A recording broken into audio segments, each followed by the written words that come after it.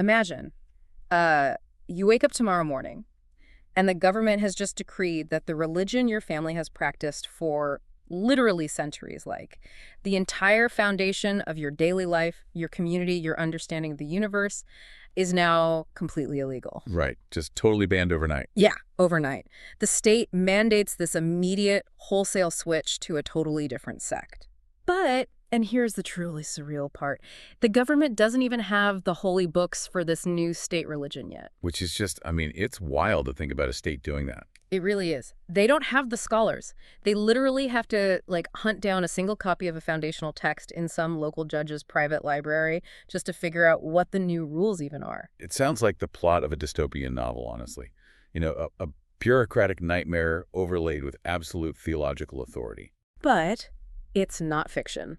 Welcome to your deep dive. If you are tuning in, you're the kind of person who loves peeling back the layers of history to see the raw mechanics underneath. You've sent us a formidable stack of sources to explore today, anchored by this deeply researched, really intense historical document titled Safavids.pdf. It is a very heavy read. It's extremely heavy. And looking through this material, we are stepping into a massive, transformative sweep of history in the Middle East, specifically the 16th and 17th centuries under the Safavid dynasty in Iran. We are tracking a timeline that includes rulers like Shah Ismail I, Tahmasp I, Abbas I, Safi I, and Ahas II. It's a period that permanently rewired the geopolitical and religious map of the entire region. I mean, it changed everything. Absolutely. Our mission today is to decode a fascinating, terrifying evolution. We are going to look at how a ruling dynasty utilized religion as a purely pragmatic tool, like a mechanism for empire building, for drawing hard borders, and for sheer state survival. Yeah, a political tool first and foremost. Right. But then we're going to track how that very same tool mutated into a rigid, uncontrollable, dogmatic force that eventually began, cannibalizing the state from within. So let's unpack this. Before we delve into the specific timelines and all those mechanisms, I do need to establish a very clear framework for how we are approaching this material today. Yeah, that's really important given the subject matter. Definitely. The source document you've provided, Safavidatrocities.pdf, chronicles intense state-sponsored violence. It details severe religious persecution, forced conversions, and deep sectarian conflict, specifically the historical rift between Sunni and Shia Islam, alongside the systemic oppression of minority faiths. Right, groups like the Sufis, Christians, Jews, Zoroastrians, and Hindus. Exactly. So we are analyzing these events strictly through the lens of political science and history. We are not taking sides, nor are we endorsing or condemning any modern religious or political viewpoints. Our objective is to impartially deconstruct the historical facts, the reasons of state, and the socio-political mechanisms exactly as they are laid out in your sources. That distinction is so crucial because if we look at this emotionally, it's just a chronicle of cruelty. But if we look at it mechanically, it reveals how empires actually function. Exactly. It shows the gears turning. And the starting point of the Safavid Empire is an absolute masterstroke of, or maybe a reckless gamble in political audacity. We are talking about a state that engineered its own reality. Let's talk about the situation on the ground when Shah Ismail I takes power in 1501. To understand the treatment of any minority group in Safavid Iran, we really have to start by examining how the majority population was entirely rewritten. Right, because the baseline shifted. Yeah. Leading up to the end of the 15th century, pre-Safavid Iran was overwhelmingly Sunni. That was the established, deeply ingrained religious fabric of the region for centuries. So we're talking millions of people, countless villages, major cities, all functioning within the Sunni tradition.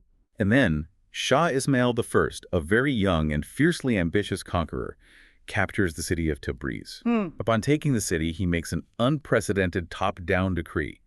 He declares 12-verse Shi'ism to be the official, mandatory state religion of his new empire. That is the wake up tomorrow and everything has changed moment I mentioned at the top. But the logistics of this are what I find so mind-boggling. Oh, the logistics were a nightmare. Right, because it's one thing to declare a new reality, it's another to actually implement it. I keep picturing a massive tech company pivoting its entire operating system overnight. That's a good way to look at it. The CEO gets on stage and says, "We are no longer supporting the old platform. Everyone must migrate to this entirely new, unfamiliar software today." But the fatal flaw is that the company has absolutely zero in-house coders who know how the new software works. They don't have the staff. Exactly. You are forcing the entire user base to switch, but you don't even have the infrastructure to support them. The tech analogy captures the sheer logistical panic of the situation perfectly. The Safavids commanded the shift, but they lacked the local theological infrastructure to sustain it. Which is wild. It is. Their sources are very clear on this. There was virtually no Imami or Twelver Shia missionary activity in Iran prior to Ismail's decree. The scholars weren't there. The madrasas teaching this specific theology weren't there. Even the daily ritualistic practices were completely alien to the general populace. Which leads to that incredible anecdote from the sources, Yeah. the missing manual. Yes. The book hunt. Tell us about that. So the state essentially needed a blueprint for its new identity. To formalize the doctrines of this newly mandated state religion, they needed a foundational text. The text they sought was Quala-id Islam, written by a renowned scholar named al-Hili. Okay. But because Iran was so thoroughly Sunni, there weren't copies of this book circulating in the bazaars or the universities. So they literally had to go door to door or library to library, searching for the core text of their own mandatory religion. Yeah, they eventually found a single manuscript of it in the private collection of a local judge. Wow, one book. One book, pulled from a dusty shelf, became the seed from which they attempted to grow the ideological framework of an entire empire. And this lack of local expertise wasn't a short-term problem either. How long did it last? Well, your sources note that even in a city like Kashan, which historically had some Shia leanings and was known as the realm of the faithful, they couldn't locate a single competent Shiite jurist for more than a decade after Ismail's decree. So you have a decree, you have one book, but you have no teachers. You have no one to actually run the new operating system. How did they solve the coder shortage? So they had to import them. The Safavid state began a massive outsourcing campaign, bringing in 12 theologians from Arab lands where the tradition was strong. Where were they coming from mostly? They heavily recruited from Jabal Amil in present-day Lebanon, as well as from Bahrain and parts of Iraq. These foreign scholars were brought in, given immense prestige and power, and tasked with building the clerical and legal institutions of the Safavid state from scratch. But they didn't just quietly build schools and wait for people to see the light, right? This pivot was enforced with a brutal level of coercion. Absolutely. Coercion was a primary mechanism. The sources detail how the office of the Sadr, essentially the state's head of religious administration, was weaponized to enforce this new doctrine. Yes, the state engaged in the destruction of Sunni mosques. They desecrated the graves of venerated Sunni figures, and they instituted a practice that was incredibly jarring for the local population. The public cursing. Exactly. The mandated public cursing of key early Islamic caliphs who were highly revered in the Sunni tradition. They forced people to publicly blaspheme their own deeply held beliefs. It's a loyalty test designed to be as offensive as possible to the old way of life. And the penalties for failing that loyalty test were severe. Resistance meant imprisonment, physical persecution, or execution. Just for not cursing someone. Yes. The state employed Tabrian, essentially enforcers or agitators, who would walk the streets and bazaars loudly cursing these Sunni figures. And anyone who didn't respond with the proper affirmative response could be beaten or killed on the spot. Okay, this is where I have to pause and push back on the strategic logic of this. Because from the outside, this looks like absolute political suicide. It does seem counterintuitive. Right. If 90% of your newly conquered territory is Sunni, why on earth would you launch a campaign of terror against their core beliefs? It seems like a guaranteed recipe for a massive empire-ending peasant revolt. You'd think so, yes. Why push this new operating system so hard when it clearly alienated the entire user base? What's fascinating here is that to understand it, we have to pull back and look at the broader map.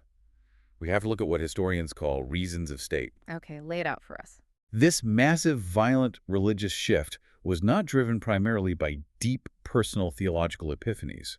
It was driven by brutal geopolitical necessity. Look at who the Safavids were bordering. To the west, you have the Ottoman Empire. To the east, you have the Uzbeks. Both of which are massive, powerful, expansionist Sunni empires. Exactly. If your population is Sunni and your neighbors who are actively trying to conquer you are also Sunni, the risk of a fifth column is existential. Oh, they were worried about internal betrayal. The Safavids were terrified that their own population would feel more cultural and religious allegiance to the invading Ottomans than to the new Safavid Shah. Ah, so religion isn't just a set of beliefs, it's a border wall. It is the ultimate border wall. By violently enforcing Twelver Shi'ism, Shah Ismail was engineering a distinct, unified national identity. He was drawing a hard ideological line in the sand. Making sure they had nothing in common with the enemy. Right. He was ensuring that a peasant in Tabriz felt fundamentally irreconcilably different from a peasant in Istanbul. The shared religious ground was obliterated, replaced by a deep sectarian divide that bound the Iranian population to the Safavid throne out of mutual isolation. It's highly comparable to Cold War proxy politics. You force your populace to align with a specific ideological bloc capitalism or communism, not necessarily because every peasant understands the economic theories of Karl Marx or Adam Smith. Right, it's about team loyalty. Exactly. It dictates who your allies are and who you are allowed to shoot at. The Safavids weaponized sectarianism to secure their borders. And the proof that this was a political tool rather than pure, unyielding religious fanaticism is seen in how subsequent Safavid rulers manipulated this sectarian divide. Yeah, the sources talk about how opportunistic it was. Incredibly opportunistic. Yeah. Consider Shah Abbas I, who ruled a few generations later from 1587 to 1629. His interactions with Sunnis were almost exclusively dictated by his military campaigns against the Ottomans and the Uzbeks. The sources have a fascinating juxtaposition regarding Shah Abbas I and how his theology shifted based entirely on battlefield momentum. We see it vividly in the early 1600s.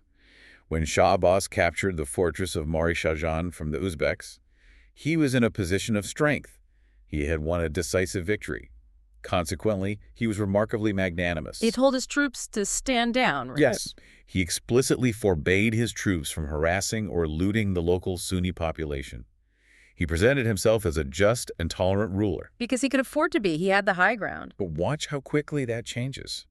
Just 2 years later, Abbas was engaged in a campaign near Balkh, and he suffered a severe setback against those same Uzbek forces. He was forced into a bitter retreat. Things were falling apart. During this retreat, his army stopped at the fortress of Ankud. Now he was losing, vulnerable, and needed to project power and terror. So he unleashed his soldiers. Oh, no. He allowed them to absolutely ravage the Sunni population of Ankud, plundering their wealth and sending them into captivity. So persecution isn't a constant dogmatic baseline. It's a military tactic. You dial up the tolerance when you are securing a newly won territory, and you dial up the terror when you need to cover a retreat or punish a restless border town. Exactly. We even see him negotiate away the most sacred dogmas when state survival was on the line. Remember the mandated public cursing of the early caliphs? Right, the ultimate loyalty test that people were literally killed over on the streets. Well, in the years 1589 and 1590, Shah Abbas found himself fighting a brutal two-front war. The survival of the Safavid state was hanging by a thread. He desperately needed to secure a peace treaty with the Ottomans on his western flank so he could deal with the east. Okay. The Ottomans, as part of the peace terms, demanded that he cease the practice of cursing those revered caliphs within his kingdom. And he just agrees to it after decades of enforcing it. He agrees. He suspended a core, violently enforced religious practice of his empire in exchange for a geopolitical ceasefire. It perfectly illustrates the hierarchy of Safavid priorities during this era: state survival first, religious purity second. That is such a vital piece of context.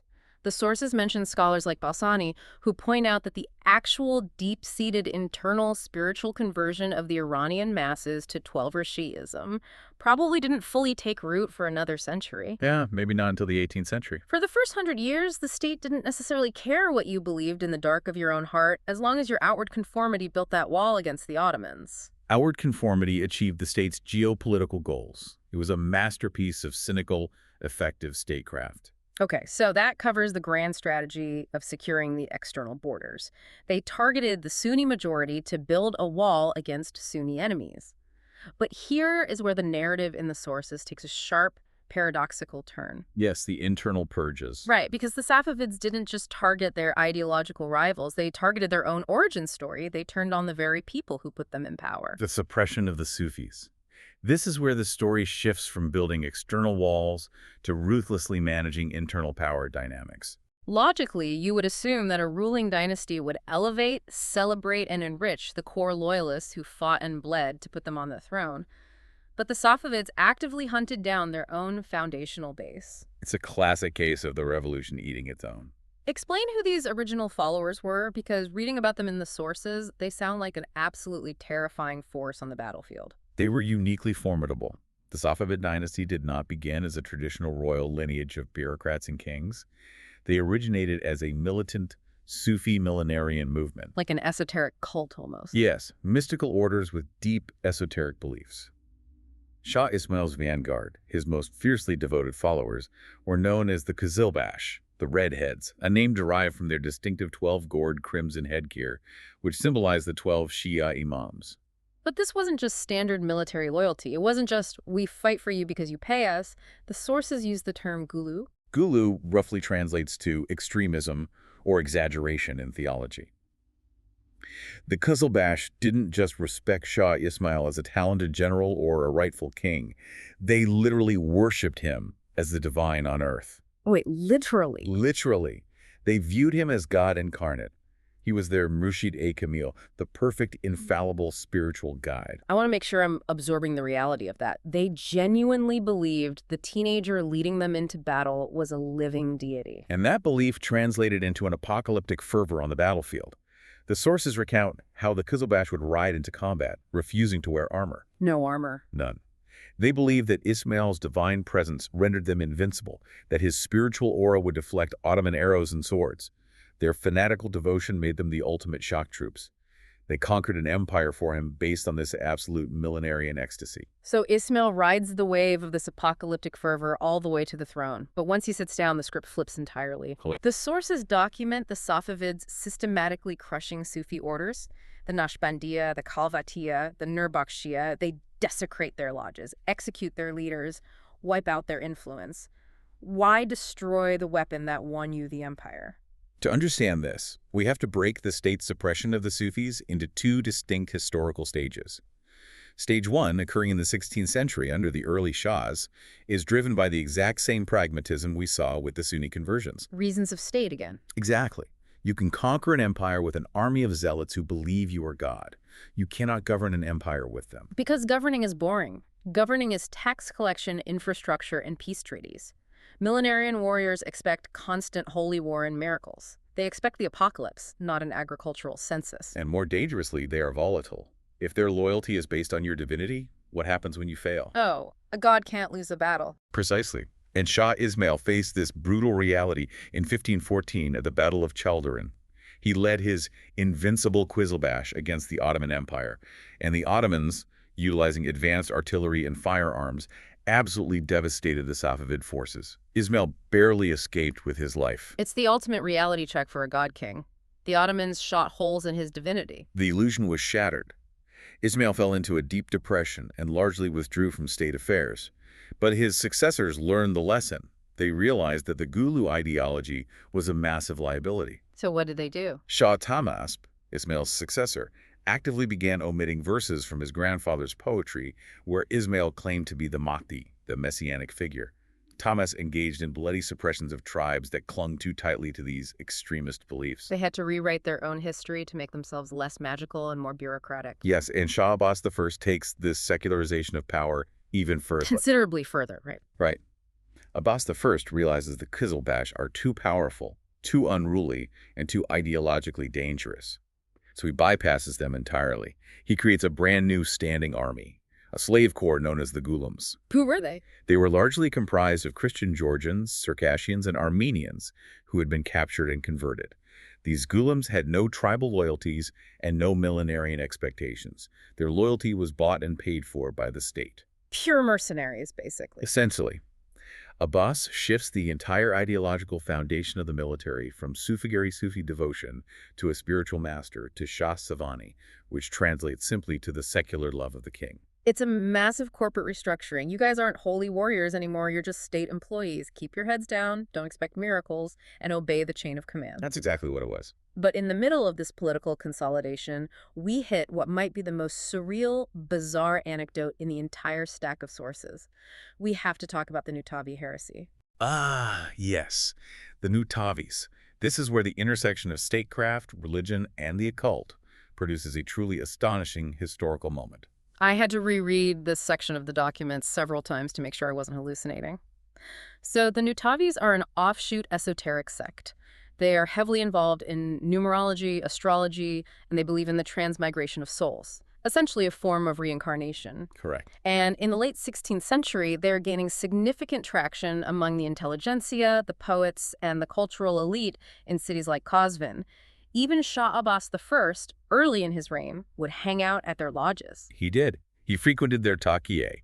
The Nutabis were influential, and they saw Abbas as a potential perfect trustee, openly speculating that he might be the long-awaited lord of the age. They thought he was their guy. Yeah, and Abbas tolerated them, perhaps even found them intellectually stimulating, until the realms of astrology and absolute power collided. The royal astrologer makes a prediction.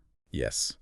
The court astrologer, reading the celestial alignments, makes a terrifying prognosis. He declares that in the year 1593, a fatal astrological configuration is approaching. A great danger is looming over the throne of the Safavid Empire.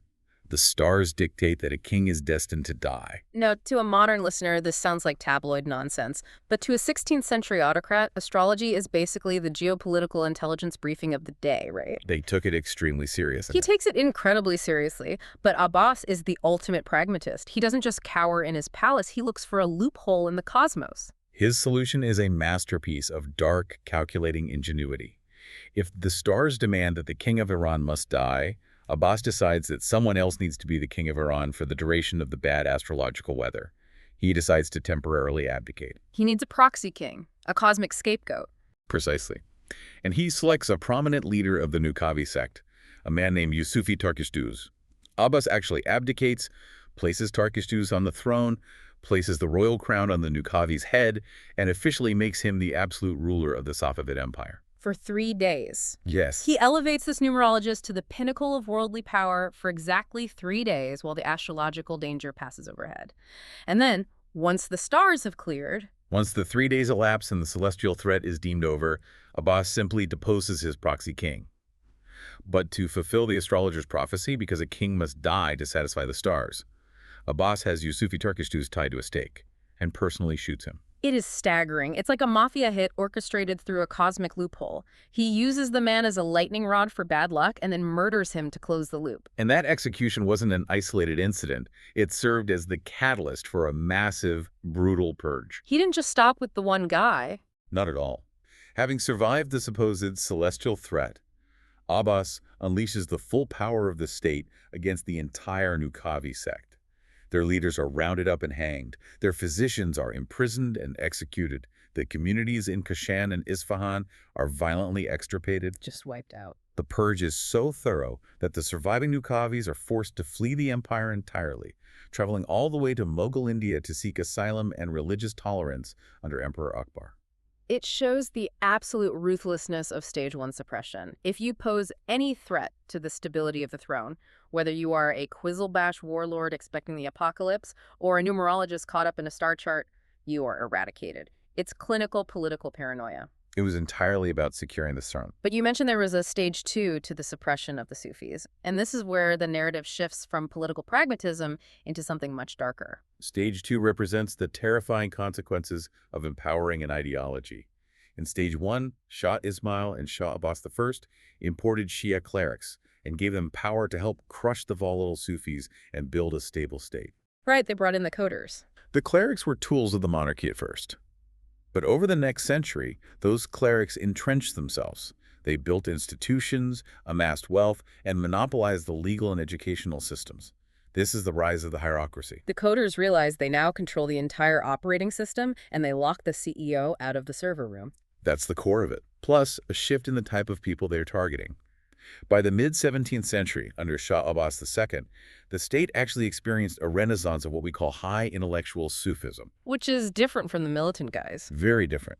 Shah Abbas II was a very different kind of ruler regarding mystical thought.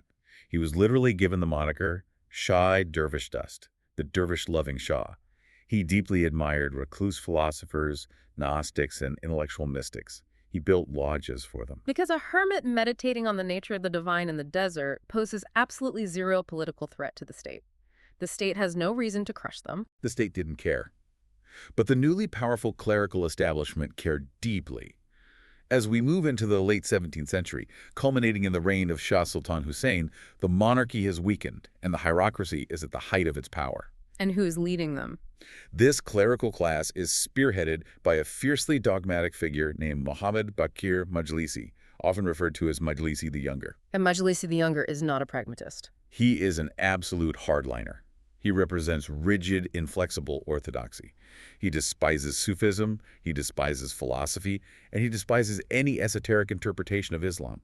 His motivations aren't political, they are purely about theological purity. He just hates them on principle. Yes. And because he holds so much institutional sway over the weakened monarchy, Majlisi the Younger successfully pressures the Shah into issuing a royal decree for the expulsion of all Sufis for the capital city of Isfahan. Wait, I need to trace this evolution because it is terrifying. In the 1500s, the state uses the clerics to crush the violent, militarized Sufis so the state can survive. But by the late 1600s, the clerics have become so powerful that they force the state to crush peaceful, intellectual Sufis just to satisfy their own dogmatic obsessions. The clerics are calling the shots. The dynamic completely inverted. Yeah. The state constructed an engine of religious orthodoxy to secure its borders and consolidate its power. But a century later, that engine detached from the steering wheel. It went on autopilot. The institutions began persecuting people regardless of whether those people posed any actual threat to the state. Majlisi's son-in-law later intensified this, physically destroying the lodges built by previous shahs and violently massacring the mystics. The state created a monster it could no longer control. It's the classic tragedy of autocracy. You build a machine to enforce uniformity, and eventually the machine demands more fuel, turning on its own people. So if this clerical establishment is growing so rapidly powerful, so obsessed with total ideological purity that they're purging even peaceful Muslim philosophers, what on earth happened to the people who weren't even Muslim? That is the logical next question. Right. Logically, the non-Muslim minorities, the Christians, the Hindus, the Jews, should have been the very first targets obliterated by this dogmatic machine. Theologically, you are entirely correct. They should have been the primary targets. But practically, history rarely follows a straight ideological line. This brings us to a fascinating contradiction in the Safavid narrative. Okay. When dealing with certain non-Muslim groups, the rigid theology of the clerics often slammed directly into a much stronger force: Wow. cold, hard economic calculus and international diplomacy. The survival of the most profitable. This part of the deep dive really highlights the cynicism of the empire. Let's look at the Catholic missionaries first. The sources talk about the Augustinians, the Carmelites, and the Capuchins. Yes. Shah Abbas I allows these Catholic monks to establish missions right in the heart of the capital, Isfahan. He doesn't just allow them, he welcomes them. In a deeply orthodox Shia capital, where deviation from state doctrine is often a death sentence, Abbas lets foreign Catholic monks set up shop and openly practice their faith. Why? Was he undergoing a crisis of faith? Was he interested in converting to Catholicism? Not in the slightest. The sources confirm that the missionaries had virtually zero spiritual success in Iran. Abbas actively and aggressively hindered them from attempting to convert Muslims. Any such attempt was strictly forbidden. So what were they doing there? Yet, he treated the monks with extraordinary cordiality. He would invite them to court, dine with them, and even engage in public theological debates, playfully arguing that Catholic tenets were stricter and thus closer to Shia beliefs than the lax Protestant tenets of the English. If he didn't care about their theology, what was he buying with all this hospitality? He was buying geopolitics.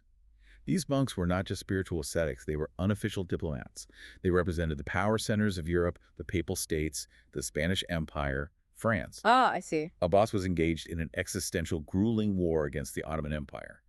He desperately wanted to open a second front against the Ottomans in the West, and to do that, he needed a European military alliance. Oh, this is pure public relations. He is using these monks as a lobbying firm. That is exactly what it was. He treated the missionaries lavishly, so they would sit in their missions in Isfahan, write glowing letters back to the Pope and the King of Spain, and say, Shah Abbas is a reasonable, enlightened monarch. He treats Christians well. He is a worthy ally in our mutual crusade against the Turks. It was a highly calculated performance designed entirely for foreign policy consumption. The ultimate diplomatic theater. But this pragmatic tolerance becomes even more stark and much more complicated when we look at the Armenian Christians. The story of the Armenians and the Yulfa quarter is one of the most intense economic narratives in these sources. It is a profound example of how immense wealth can temporarily shield a vulnerable population. In the early 1600s, during his wars with the Ottomans, Shah Abbas enacted a scorched earth policy on his northwestern frontier. Yes, to deny resources to the advancing Ottomans. As part of this, he forcibly relocated tens of thousands of Armenians from their ancestral homeland. He marched them across the rugged terrain of Iran, leading to massive casualties, and settled the survivors in his new capital, Isfahan. He created a specific autonomous quarter for them across the river, naming it New Jolfa, after their old city. He effectively kidnaps an entire civilization. But then, once he gets them to Isfahan, the narrative flips and he treats them with an astonishing level of privilege. Why the sudden shift from brutality to patronage? Because the Armenians possessed something the Safavid state desperately needed: unparalleled commercial expertise. They were the undisputed masters of the international silk trade. And silk was the big moneymaker. It was everything. Raw silk was the Safavid Empire's most lucrative export. It was a royal monopoly that funded the military and the state apparatus. Abbas needed the vast Armenian trade networks, stretching from India to Venice to Amsterdam, to monetize his silk. I couldn't help but picture an untouchable, hyper-specialized IT or finance department during a hostile corporate takeover. The new CEO comes in, fires the old board, changes all the rules, institutes a draconian new corporate culture, Right. but then points to the accounting department and says, "Nobody touch those guys. They are the only ones who know the passwords to the offshore accounts. Give them casual Fridays, free lunches, whatever they want. Just keep the money flowing." To take that analogy further, he essentially built them a luxury corporate campus. Abbas provided the Armenians with massive, interest-free state loans to jumpstart their trading ventures. He granted them sweeping religious freedom, allowing them to build magnificent, elaborate churches in New Jolfa. They were basically running their own town. They had their own autonomous administration, their own mayor. The Shah would even personally visit the homes of prominent Armenian merchants and attend their religious festivals like the Epiphany. And the sources note that the Hindu merchants, known as Banyans, received a similar, though less lavish, kind of economic protection, right? Yes, the Banyans were tolerated and protected purely because of their specific utility. They were expert bankers, moneylenders, and money changers. They facilitated the complex financial transactions of the empire. Like the Armenians, their sheer economic utility provided a protective barrier against the theological purges demanded by the clerics. But there is a very dark, very heavy but hovering over this entire dynamic. We keep talking about this protection as leverage. If we connect this back to the core theme of autocratic power, reliance on the mood of an absolute monarch is never true security. It's an illusion. And the document details a moment when that illusion shattered for the Armenians. It raises a vital point about the fragility of tolerance under a dictatorship. That economic shield could evaporate the moment the Shah felt politically insecure, financially squeezed, or even just personally slighted. The sources recount a chilling extortion orchestrated by Shah Abbas against the very Armenian community he had patronized. The 1613 debt collection. This is where the story turns into a horror film. Remember those massive, generous state loans Abbas gave the Armenians to establish their trade networks? In 1613, roughly a decade later, the Shah's mood sours. Without warning, he demands the immediate full repayment of a staggering 4,000 Tamenian debt. Which is an astronomical sum of money, and the timing is deliberately malicious, isn't it? It was a trap. The majority of the prominent Armenian merchants, the men who actually held the capital, were abroad on extended trading expeditions in Europe and India. The community in Najolfa simply did not have the liquid cash on hand to meet the Shah's sudden demand. And when you default on a loan to an autocrat, the collateral isn't just property. The penalty written into this demand is one of the most evil things I've read in this stack of sources. The penalty was designed to break the spirit of the community. The Shah decreed that for every 3 unpaid tomans, the Armenians had to surrender a young Armenian boy to the state. For every 2 unpaid tomans, they had to surrender an Armenian girl. I want to pause on that just to let the reality of it sink in. He is monetizing their children. He is using human beings, children, to balance a ledger. It was an act of profound terror. The European Catholic missionaries, horrified by this, actually attempted to pool their resources and raise the money to pay the debt and save the children. But the Shah explicitly blocked them. He refused the money. Wait, if he refused the money, then this wasn't about economics at all. Exactly. It was about subjugation. He wanted to violently remind the Armenians that their autonomy was an illusion, that he owned them.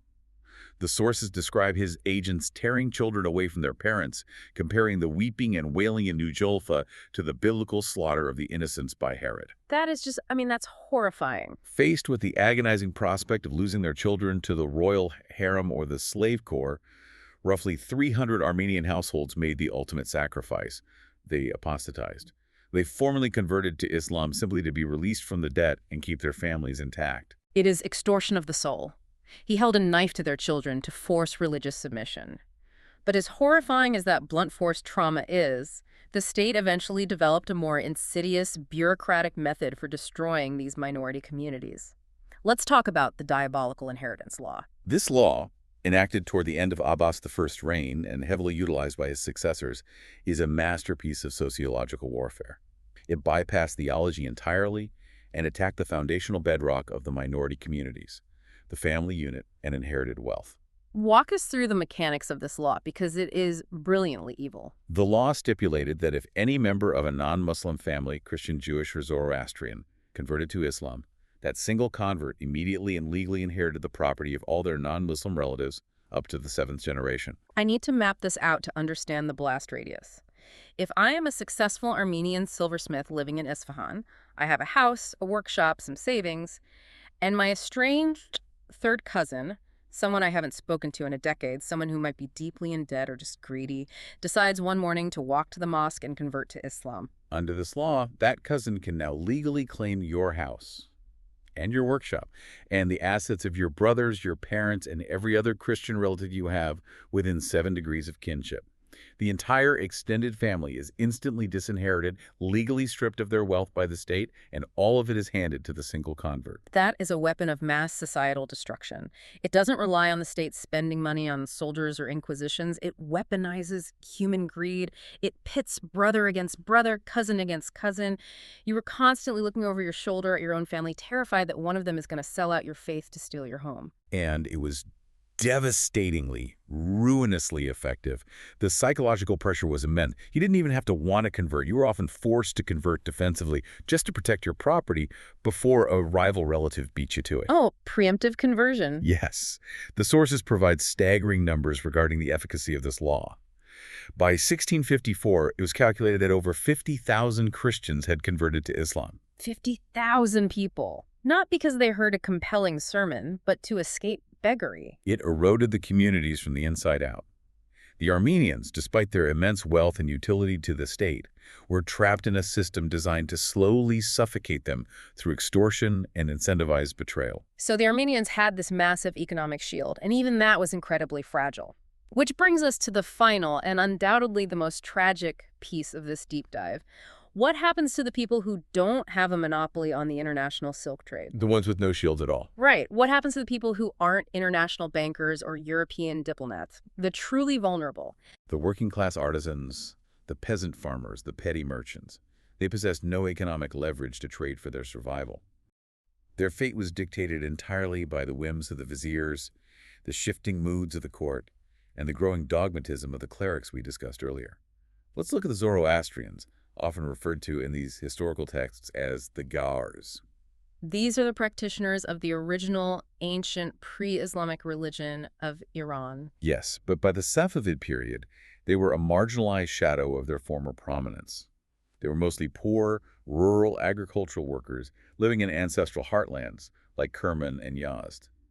During the reign of Shah Abbas I, he ordered large numbers of them deported from these provinces and brought to Isfahan. Did he bring them there to utilize a specific skill like the Armenians? No, they were brought largely to serve as manual labor to help physically build and populate his expanding new capital. But they were afforded none of the privileges of New Julfa. They were forced into a specific, impoverished, segregated district on the outskirts of the city. And even that marginal existence wasn't secure. They get treated like unwanted chess pieces on a board. Decades later, under Shah Abbas II, the environment in Isfahan had become much more heavily influenced by the clerics. In 1658, a decree came down ordering the Zoroastrians to abandon their homes in Isfahan. They were forced to relocate again, pushed even further out into the desolate hinterlands. What was the justification for evicting them a second time? The stated reason was purely ideological sanitation. The clerics and the court decided that the Muslims of the capital needed to be shielded from the presence of foreign religions. It was an act of religious redlining. The Zoroastrians were continually exiled, their lives uprooted, simply to purify the real estate of the capital for the majority sect. They were treated as a spiritual contaminant. And unlike the Catholics, they had no pope to write angry letters. Unlike the Armenians, they couldn't threaten to crash the silk economy. They just had to pack up and walk into the desert. But the group that perhaps suffered the most visceral, deeply documented, and terrifying persecution were the Jews of Safavid Iran. The history of the Iranian Jewish community during this era is extensively and painfully recorded in a contemporary chronicle called the Kitab-i-Anusi, written by a man named Baba Ibn Luf. It is a harrowing, vital historical document. What was their socioeconomic status? The Jewish population in Safavid Iran was largely comprised of artisans, weavers, dyers, and petty merchants operating in the local bazaars. They were completely locked out of the lucrative international silk trade or the high-level banking sectors. They were working class. They lacked the leverage of the Armenians or the Banyans. And because they lacked that leverage, they were subjected to the most humiliating, degrading, and ultimately violent treatments. The Kitab-i-Anusi details a life of constant suffocating anxiety. They were frequently forced to wear distinct, demeaning headgear or patches on their clothing to visually mark them as non-Muslims in public. Just constant outward humiliation. And they lived under the constant looming threat of devastating violence based on the most absurd, fabricated accusations. There is a specific incident in the document that highlights this perfectly: the accusation of magic. This occurred between 1619 and 1620, during the reign of Abbas I, an apostate, a former Jewish leader who had converted to Islam and harbored deep personal grievances against the Jewish community that had deposed him, went to the authorities and formally accused the Jews of Isfahan of practicing black magic against him. Magic. The state launches a persecution based on a disgruntled former employee yelling witchcraft. And Shah Abbas, who we know as a highly calculating pragmatist in other areas, reacted with disproportionate violence. He ordered all the Jewish holy books in the city to be confiscated and thrown into the river. Wow. And when the accusations and communal tensions persisted, the Shah issued an ultimatum. The entire Jewish community of Isfahan must immediately convert to Islam or face death. And this wasn't an empty political threat. The Kitab-i-Anusi details the story of a man named Mullah Ababa. I need you to recount this because it is incredibly difficult to hear, but it strips away all the academic distance and shows exactly what this statecraft looked like on the ground. It is the brutal reality of these policies. When the decree came down, most families, faced with total annihilation, complied and converted, hoping to survive. But a leader named Mullah Abba refused. He wouldn't do it. He stood his ground and publicly refused to abandon his faith. Shah Abbas did not simply have him hanged or beheaded. He ordered Mullah Abba to be thrown into an enclosure with the Shah's personal, starved hunting hounds. Mullah Abba was torn to pieces alive. Oh my God. And this is not a mythic martyr story. The event is corroborated by the accounts of European eyewitnesses, such as the Italian traveler Pietro della Valle, who were in Isfahan at the time. Torn apart by dogs. Because a working-class artisan refused to change his religion over a fabricated accusation of magic. The sheer terror of that is suffocating. And you must remember, that atrocity occurred under Shah Abbas I, a ruler often celebrated for his strategic brilliance and supposed tolerance of the Armenians. But the absolute nadir of persecution, the worst of it, was yet to come. It gets worse. Under his successor, Shah Abbas II, we witnessed the complete loss of any rational state logic. Between 1656 and 1661, a massive systematic wave of forced conversions swept across the empire, targeting the Jewish populations in virtually every major city. And the part of the source material that really struck me was the architect of this purge. It wasn't the Shah himself, and it wasn't even a fanatic cleric like Majlisi. It was the Grand Vizier, a man named Muhammad Beg. And the document explicitly notes that Muhammad Beg wasn't even particularly religious. He wasn't known for his piety at all. This raises a profound question about the banality of persecution. Muhammad Beg didn't launch this terrifying crusade out of deep theological zeal or a desire to save souls. And why do it? He launched it out of a bureaucratic obsession with order. He looked at his empire, saw diversity, and viewed it as administrative untidiness. He wanted uniformity. He wanted everyone to fit in the same neat, easily managed box. Murderous bureaucracy. The spreadsheets are cleaner if everyone has the same religion. Exactly. He issued a brutal ultimatum to the Jewish communities. Convert to Islam immediately, or face expulsion from your homes and exile to the most remote, barren, desolate regions of the empire, where survival was impossible. Faced with this impossible choice, we see the rise of a heartbreaking phenomenon. The Anusim. Yes, the Anusim is a Hebrew term that translates to the forced ones, or forced converts. The vast majority of the Iranian Jewish population chose this agonizing third path. To save their lives, to prevent their families from dying in the desert, they outwardly submitted. They just play along. They went to the mosques, they took Islamic names, they recited the Muslim prayers in public. But inwardly, in secret, behind heavily locked doors and drawn curtains, they desperately tried to maintain their Jewish faith and rituals. They went entirely underground, living a double life every single day. They practiced what is known as taqiyya, which is, ironically, a recognized Islamic concept of dissimulation, the permitted hiding of one's true faith when one's life is in imminent physical danger. So they are using an Islamic concept to survive Islamic persecution. The Anisim lived in a state of constant terror, hoping correctly, as history would eventually show, that a future administration might prove more lenient. By 1661, the political winds shifted, Mohammed Beg lost favor, and the Jews were largely permitted to return to their faith, though the community had suffered incalculable material, psychological, and spiritual damage. Which brings up the most maddening aspect of this entire era, the terrifying random lottery of autocratic whims. You are an artisan, and your life depends entirely on the personality quirks of whoever happens to be sitting on the throne or running the bureaucracy that year. It was incredibly arbitrary. Look at Shah Safi I, who ruled in the interim between Abbas I and Abbas II. By all political accounts, the man was a paranoid, bloodthirsty tyrant. He murdered his own royal family members. He executed his most competent generals just to secure his own power.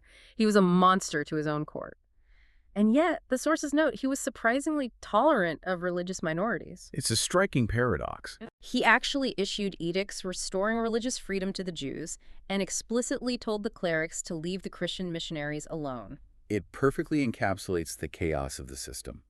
The severity of the persecution you faced lacked the cold, geopolitical state survival logic of the early Sufi purges. It lacked the transactional economic logic of the Armenian policies in New Julfa. It was purely the whim of the powerful. Just a roll of the dice. If the Grand Vizier liked bureaucratic order, your community was forcibly converted. If the Shah was feeling randomly merciful or distracted by court intrigue, you were temporarily spared. If the clerics needed a scapegoat to assert their dominance, you were exiled. The minority populations of Iran were entirely subject to the shifting, unpredictable winds of a deeply dysfunctional autocratic machine. So, we have covered a massive amount of ground today, a century and a half of turbulent history. We started with a single audacious decree in the city of Tabriz, and we've tracked how it built an empire spanning from the Ottomans to the Uzbeks. We've seen rulers use theology to build physical borders. We've seen them purge their own fanatical founders to secure their thrones. We've seen them extort merchants with the lives of their children, and we've seen them unleash hounds on artisans. If we pull all these threads together, what is the ultimate takeaway?